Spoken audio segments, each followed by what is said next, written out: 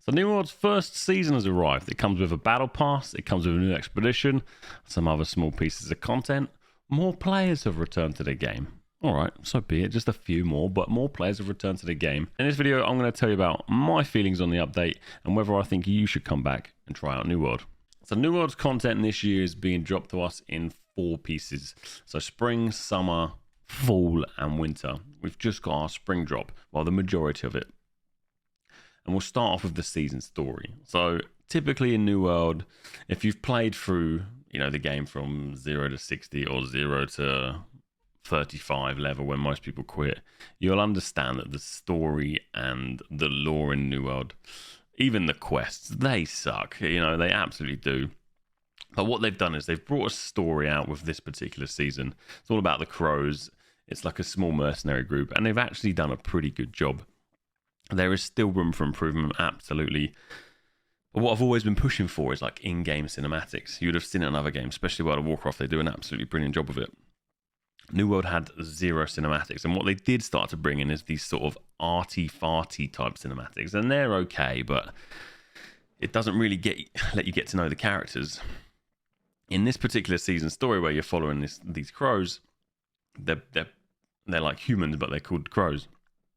You really get to know them a bit more because there's some mini in-game cinematics, and they've done a really good job of it, actually.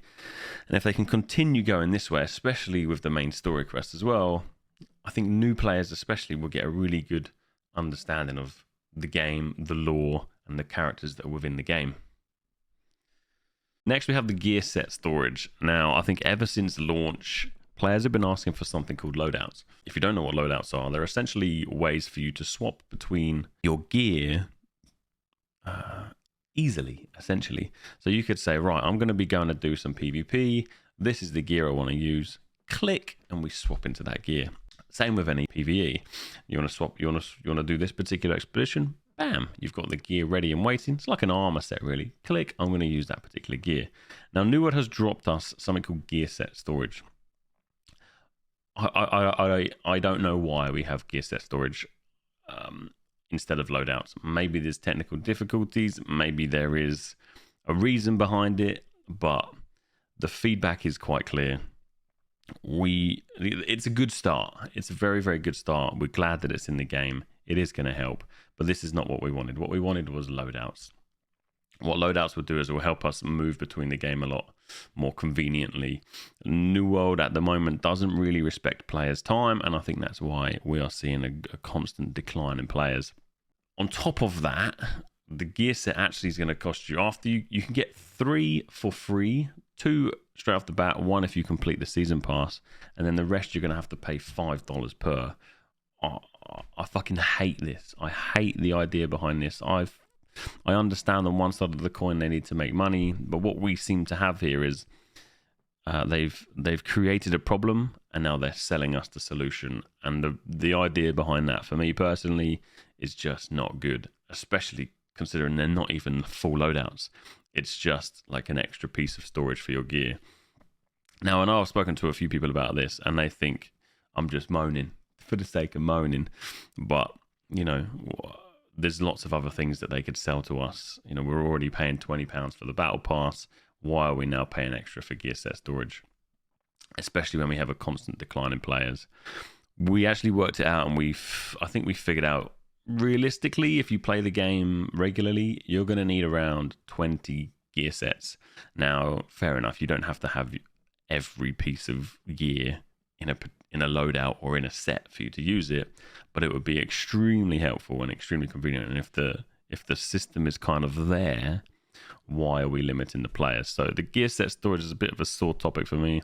I really hope that they sort of listen to the feedback that I've seen on the forums and the YouTube comments and the Reddit and everything, and bring us loadouts. If you're going to charge us, give us maybe 10 for free and 20 10 for free and 10 we have to pay for, so we get like a 20 total. But yeah, gear set storage is here. Pretty disappointing at the moment. Something positive, the new expedition. So they dropped a new expedition called the Empeyrean Forge. Now, off the bat, off the top level, this is a good dungeon. This is a top dungeon.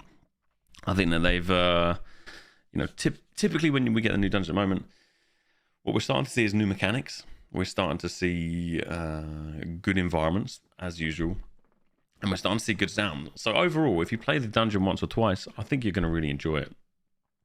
There's obviously a few trash mobs, but then there's a couple of really good bosses, some new mechanics that we're seeing with this, the puzzles as they were. It's not that difficult, but it's kind of like a puzzle system. And genuinely, it's pretty good. And what I'm starting to see is across YouTube and Twitch and whatever, it's just people complaining that it's difficult. Now, the complaints are coming in different ways. One, that it's genuinely difficult, and that's good in my opinion. And two, it's just badly designed, like shit mechanics. Just poor design, essentially. I personally had a good time running it. But I've only been running it at lower levels, so like vanilla dungeon, mutation 1, 2, 3, for example. And I've been using I think I've been using my Lazarus gear, so just standard gear with some fire gems in it. So I've not really been prepared. But some sort of potentially some stranger decisions or things that have got me feeling a little bit like, oh, that's a bit odd. First is, this is a human dungeon. We've got this new human ward, which again goes back to the gear set. So we're going to need another gear set now for our human ward. And it doesn't feel like many things in this dungeon are humans. We have ghosts that were previously lost ward are now human ward. Our first boss that we encounter is another snake. We're clear that the devs like snake bosses. And then the final boss, he could be a badass human that's mutated to some extent. He's on fire, basically. He's on fire. And then the music choice, I was expecting some sort of Mines of Moria metal type music, but instead we have this sort of ravey, techno-y vibe, which in my opinion just doesn't suit this dungeon at all.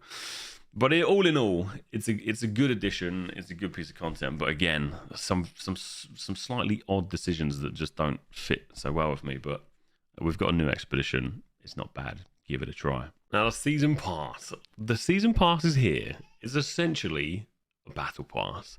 You have your free track, and then you have your premium track. Premium track costs about 20 quid. How do I feel about this? I genuinely don't know. I'm okay with it. I understand I need to make money, and this was a way that I thought they were just going to monetize. Oh, Jack's busy. Can you hear him? We were just going to monetize the battle pass, obviously with the introduction of gear set monetization and potentially transmog monetization. I'm a little bit like, I don't know, man. It's quite a high price point for some people, including me, man. 20 quid's 20 quid. You do get a lot with it, and you are gaining things from it, but 20 quid for your battle pass, and if you want all the gear sets, you're going to have to do another £30, which you're looking at paying £50 for this quarter, maybe more on the next one. So you're paying kind of double the box price for this particular season. And let's be honest, there's not a crap load of content here. You're kind of doing, I've been working through the season pass, and a lot of the things I've been doing are things that are already in the game. Fishing, lots of fishing, bloody fishing. Expedition, the new expedition over and over again. It's very repetitive. So is it worth the £20? You're basically paying for the rewards, of course, not necessarily, the content, but to get up the battle pass quickly, you need to do very, very repetitive content that's not exactly thrilling. So all in all, the season pass isn't that bad, but we just need more content, and I think we need more ways to sort of consume this content. And by that I mean, for example, to roll back to Crassus. Crassus was really cool, but just implemented in a really bad way. So for example, instead of just 100 bosses spawning at once and on constant repeat, let's have event-based bosses that spawn 5 a day, 4 of them being PvE flagged, and 1 of them you have to be PvP flagged, for example. I think one of the reasons they're avoiding this is because their servers might just crash and crumble and set on fire. But that's definitely the direction I'd love to see the game go in terms of like content. But yeah, the battle pass itself, we've actually got this sort of bingo based system. which in itself is very, very cool. But what seems to happen is you'll complete activities on the left and you don't have anywhere to stamp it on the right. And you'll have things on the left that you can't do because the bigger card on the right doesn't have the stamps. And it's a good system in general, but it's a little bit, there's definitely room for improvement. So all in all, I think the season pass is a good idea, as long as they sort of, in my opinion, rethink about monetizing everything else alongside it, or removing the monetization alongside it, for example, because this is a it's quite an investment for people, considering the game is on a huge decline of players and the content is sort of few and far between at the moment. Next one is the enemy AoE colors. Okay, the enemy AoE colors. If you guys have been hanging out with me on stream, or you've watched my silly shorts, I know some of you haven't and unsubscribed, because, it's just lots of PvP, lots of aggression, and, not that very good content, to be honest. Hopefully you're enjoying this video. What I'm trying to do now is just bring my feelings about the game and just talk about things. But the enemy AoEs, now, this is something I've been the most excited about since the launch of the game. I've had it in many other games, many other MMOs, especially Guild Wars, and I think they've done a very, very good job there. However, what I was expecting, which we now know never have expectations, all right? Never have expectations, then you'll never be disappointed. However, I did have expectations because that's just me and human ways and human life. What I expected compared to what we got was vastly different. What I was expecting was take the gravity well, and you change the color of the gravity well so it's more red. Take the color of an ice storm, and when you have this beautiful animation, this beautiful icy animation, it's now a beautiful red animation. And so on and so forth with all the skills that are AoE. What we actually got was not that. As you can see on screen now, it's just really not good on the eyes. Visually, it looks very amateur. When you have 10 to 15 people brawling, it's a real mess on the screen. It doesn't look good. Now, as you guys have told me already, you have the option to turn it off. I know I do. But this is something I've been waiting for so long that I'm just enduring it at the moment. And I'm going to keep pushing for a rework on this, a relook at this. The fact that this kind of made it through the entire dev team, it made it through the player expert group that they say they have. I saw the feedback on the PTR was very similar to what I'm saying now. And all in all, it's just very badly implemented and very badly designed. I don't know. I just can't get my head around the thought process behind this. The only thing I can think of is that there is some sort of development technicalities here where we can't change the animation. We can only put on tops. It's like they're just applying a band-aid, applying a plaster over the top of the problem. Now I'm hoping this gets relooked at. I'm hoping this gets sorted, because the way it stands at the moment, the enemy AoEs are it's just bad. There's no other way to put it. It's just bad. It is what it is. But yeah, that's the enemy AoEs at the moment. Moving on to the balance update. Now, balance in New World is a really tough one, because we've gone through this early heavy meta. Now we're in the sort of light meta. And what this patch was supposed to do was fix the light and the heavy, and hopefully provide some balance between all equip load sets. Now, this is both across PvE and PvP. It was supposed to bring ranged into PvE a bit more, make them more viable, and it was supposed to reduce the ranged in PvP and sort of balance it out and have this sort of happy medium. What it's done in, PvP, mainly our PvP is OPR, right? We have wars, but we know wars are gatekept by players, and they need some work and blah blah blah blah blah. So we'll talk about OPRs. In OPRs, it's gone from this bow musket ranged meta to a bow fire staff ranged meta. And given David's video, it looks like they knew that this was going to happen, but heavy still feels very just worthless. The only way you can really play a melee in this game is if you have a pocket healer, or at least a healer in your group, so you have a chance to be healed. But then it's very difficult for them because they then have these bows and these fire staffs that are just, you know, basically two-shot on them at this point. It's very, very powerful. And the whole sort of change on Fortify has really shook things up. However, now hear me out here. I do think the game is in the best state it's been in terms of balance. What we do find is, if we do have this, we can take wars for example. It's very, very hard for you to play as a ranged player on the objective in a war, because you do have these bruiser groups that are steamrolling you, and if you stand in the way of a bruiser group, they're just going to plow through you. What I'd like to see happen before we get any more huge balance updates is a rework on the way you score in OPR. So let's take the fort. If you want to capture mid, you have to be inside the fort to capture it, right? Now, typically this is done by just the Zerg rolling through. What would be lovely to see happen is, well, what you do see happen is you have like the bruisers pushing through the gate, or your sort of front line pushing through the gate, and then you have like a sea of ranged just firing through the gate. What I'd love to see happen is that if you are inside the fort or on the fort in any way, shape or form, that you get a higher score. So what that's going to hopefully do is drive people inside the fort to fight in basically and on the forts and on the objectives and push for the objectives. And I'd also like to see, if you win, like winning is more rewarding than losing. At the moment, we lose and it's okay, whereas there's no sort of incentive to win.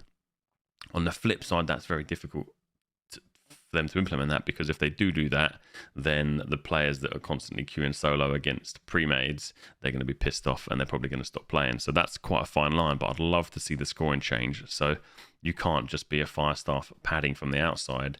If you want to do that, you're going to have to find your way in through into the fight and basically be inside the fort and fight for the objective. Now, I know that they've tried to do that with the musket by making, extremely ranged muskets do less damage and have that drop off of damage, but I'd like to see them rework the scoring. So if you are a point fighter, you're going to get rewarded more for fighting on the point, and essentially bring the battle from where it is now, this huge ranged battle, bring it in closer. So outside the points, let's have the ranged fights, but when we're fighting for objectives, for you to score higher and sort of rank better, we're going to have to bring the fight in somehow. And I think changing the scoring on OPR could aid with that. So yeah, all in all, I think the balance it's definitely getting there. They're doing a pretty good job, especially when we're talking about OPR and PvP or small scale to large scale. And I think they're on the right track, but I'd love to see them do a pass on the scoring and how we play OPR. And of course, bring us a new OPR map. So to conclude and answer the question I asked at the start, should you come back and give Season 1 a try on New World? In short, yeah, I think you should. I think there's definitely some nice changes here. You don't have to pay for the Season Pass. You don't have to pay to do anything. You can just drop back in and give it a try. Are you going to be blown away by it? Absolutely not. Absolutely not. We've got a long way to go, and I think we're going to be looking at winter before I really think we'll start to see big players come back. If we start to see big players come back. And by then, we've got some pretty cool games on the horizon. Diablo 4, PAX Day, Throne and Liberty, although Throne and Liberty has now been delayed. We do have some really big games coming out that are going to compete with New World. So I do think New World needs to step it up in terms of like its delivery. As we know, when the patch got dropped, people lost their gear. There was a crafting exploit. But credit where credit's due, they cleaned that up pretty damn quickly. So, yeah, in all, if you're bored, there is a bit of a gaming drought, especially for MMOs at the moment. Jump in, give it a go. You might be pleasantly surprised, especially with the new seasonal story. I think you'll enjoy that and what they've done there. But all in all, yeah, you're not going to be blown away by this. Wait until winter, and maybe we'll see a lot more changes. Until then, if you enjoy the video, I'm going to try and get my shit together and start producing some more YouTube videos. Leave a like, resubscribe, and I'll see you on the next one.